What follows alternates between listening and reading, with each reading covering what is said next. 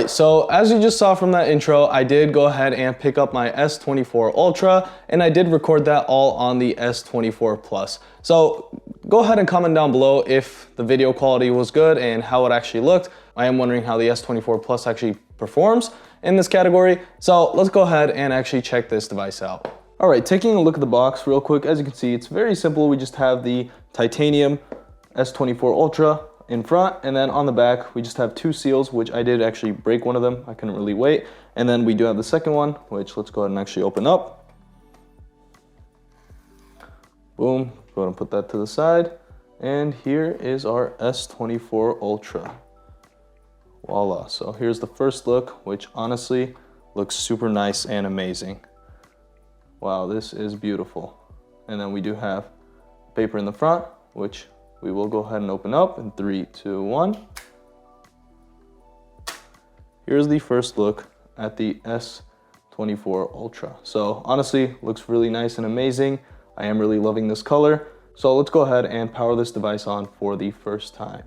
So honestly, again, this does feel really nice with the new edges, but I am still a fan of the S24 Plus, as the design of that is just so much better in my opinion. But again, the Ultra does have all of the features that the Ultra device is supposed to come with. Alright, so while the device boots up, let's go ahead and actually take a look at what we get inside. And once again, this probably is only just the cable and the SIM ejection tool, which I am correct. So honestly, for a device that starts at $12.99, I wish Samsung added more, but they don't. And so this has been a bummer with a device this beautiful in my opinion. We should be getting something else, but I guess that's the route they planned a couple years back, and they probably won't change that because why would they need to, as people have gotten used to it. So once again, looking at the S24 Ultra in titanium gray, and again, we do have a variety of colors which you can actually choose from. So 7 colors in total. And again, since this is going to be a titanium version, they all are very subtle in their colors, but they still do look really nice. So I'm not sure if the camera picks this up, but it does actually have a hint of green and yellow on here, which is looking really nice when the light shines on it in different ways. But overall, a really nice device. So quickly, before actually opening the device up, I do want to show you guys the anti-glare technology. As you can see, the S24 Ultra is not glaring as much as the S24 Plus. Comparing this side by side, as you can see, there's a reflection on here and there is no reflection on the S24 Ultra. Just like with the light up top, as you can see right there, the S24 Plus, you can see that the lights are shining off of it and it is reflecting a lot. But with the S24 Ultra, you can actually count each one of them one by one, which is good to know that they've actually done this. So honestly, a great upgrade for the S24 Ultra. I wish they did include it with all their devices, but they did go ahead and include that with the Ultra. Alright, so now that we have the device powered on, we do have our welcome screen. I will go ahead and quickly set this device up, as the setup process is very similar to the S24 Plus, and if you do want to actually check that out in detail, you can go ahead and watch that video as well. So let's go ahead and set this device up. Alright, so the device has now been set up. It actually didn't take too long, very simple, nice and easy. And before we actually go ahead and check the device out a little more and talk about it, I do want to actually compare it side by side to the S23 Ultra, so the previous gen Ultra series of devices. Again, these devices are very similar. This year we had very subtle changes, but they are some nice changes and they did refine the phone just a little more. So it was already a great phone in my opinion. I do think that the S23 Ultra was probably one of the best devices you could get last year. And now with the S24 Ultra being a little more refined, I do think this is still going to be one of the top phones that you can get this year.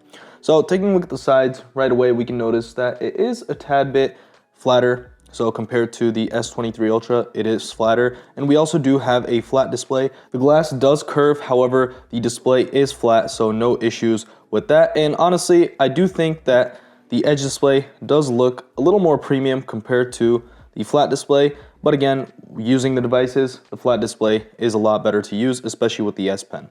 Taking a look at the bottom, we do have a flat S Pen now, so it is more rounded off and squared off compared to the more round version. It does peek out just a little bit. I'm not sure if you can see that compared to the S23 Ultra, but again, it does feel very nice and it's still very functional and it is color matching with your device.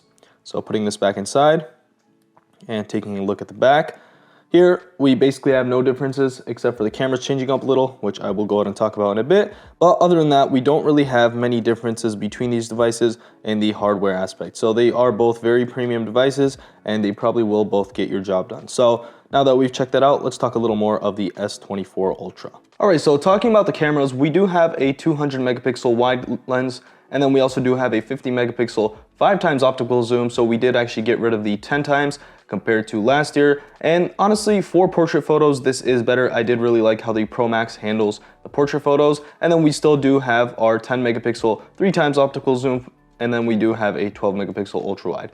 Taking a look at the front, our selfie camera is going to be 12 megapixels and still is probably going to take great photos. As for the other specs, we do have a 5000 milliamp hour battery, so that should last us a great amount of time. I did have a great time with the S23 Ultra, and I do think with the more efficient Snapdragon 8 Gen 3 chipset, this is going to last a little longer. We also do get 12 gigabytes of RAM with 512 gigabytes of storage, or the 256, whichever one you get. And then we also do have a nice Quad HD Plus display, which goes up to 2600 nits of peak brightness, which is probably one of the brightest phones that I'm going to be using this year. Alright, so taking a look at the settings, I do want to start off with the display settings. So we do have our settings right here. Again, we have our light and dark mode. I do want to go ahead and quickly switch into dark mode. Dark mode is always better in my opinion. We do have our adaptive brightness settings, our motion smoothness settings, so you can either go adaptive or you can do your standard. Go ahead and keep it on adaptive for the sake of your eyes. It's just so much smoother. 120 hertz does go down all the way to 1 hertz depending on the situation.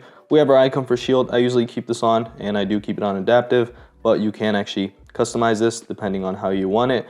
I do, again, as I said, keep it on adaptive, and we do have enhanced comfort. If we do go down, we have our screen mode, which is set to vivid, and then we also do have our screen resolution. So out of the box, we do actually get full HD plus, and it's not actually on Quad HD plus. This was the same situation with my S24 Plus. And again, honestly, I did try both on my S23 Ultra for a little while just to see if I could really tell a difference. You really can't tell a difference, and for most people, Full HD Plus is going to be the better option. You're going to get better battery life, and you're not really losing out on any of the quality, but I do want to keep it on Quad HD Plus. And then we also do have some more settings down here, which we really don't need.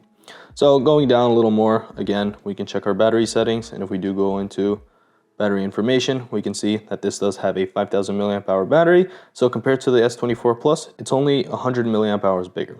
So that is basically it for the settings. I do want to go ahead and set up the fingerprint and also the face unlock. So let's go ahead and do that real quick. All right, so we are in the fingerprint setup screen right here. Again, we do have a better fingerprint sensor this year. It's not too much faster from what I've noticed with the S24 Plus, but again, it is just a little bit better. So all we have to do is just place our phone on there, our finger, and just wait for this to finish up. It does actually make you place it on different areas by just a little bit, but the sensor area isn't too large and it hasn't gotten any larger. So I wish they did actually have a larger area, but so far I've had no issues. It would have just been better to have a larger area to place your finger. All right, now that we're done, you can add another one if you want. I usually go ahead and add 2 to 3 for the same finger, so it's just as fast as it can be. But again, I am going to keep it on this one for now, and then I'll do that later on. And then if we do go ahead and actually test that out, boom, very nice and fast, works as you need it to. And then you can also do it through the always on display. Again, very nice and fast. So far, I've had no issues with it. It's always worked, and it's just probably one of the best fingerprint sensors I've used from any of my devices. We also do have our face unlock, which is going to be 2D, so it's not as secure as something like the iPhone has. But again, I do use it occasionally, and it's nice to have. All right, moving on, I do want to talk about the camera real quick. So we do have a nice little UI change. Again, it's very easy to click these. As you can see, we can choose 200 megapixels, 50 megapixels, or 12 megapixels, depending on what you want. You can change the ratio, and we do have all of our settings right here. And again, 5x, 10x, which is going to be digital, and then 100x, again, digital. So I really haven't compared to the S23 Ultra, but I do want to see if the S24 Ultra does outperform the S23 Ultra in zoom. Samsung does say it does, but we do have to actually test that out to see. All right, popping into video, we can actually change our settings to 4K 60 frames per second. And then with this, you can also choose to slow down your videos after you record a video. That is a new feature they brought. So you can basically record any video you want and then just make it slow motion after, which is honestly a super nice thing to have. I really don't use slow motion, but having a way to use it very easily will probably make me use it a little more than usual. So again, really not much has changed with the camera settings. The hardware has changed a little bit, but other than that, everything is very similar to the S23 Ultra. So that'll probably be about it for the S24 Ultra. Again, a very nice device, looks very nice, feels very nice in the hand. I honestly still do prefer the feeling of the S24 Plus. And again, just for comparison, here is the S24 Plus. It's a tad bit smaller by 0.1 inches, but again, it just feels so much better in the hand because of the way the frame is made and because the corners aren't jutting out and pushing into your palm. So again, the S24 Plus is honestly a really nice device as well, but with the Ultra, you do get everything Ultra. So that'll basically be it for the S24 Ultra. As always, if you did enjoy this video, make sure to like and subscribe, and see y'all in the next one.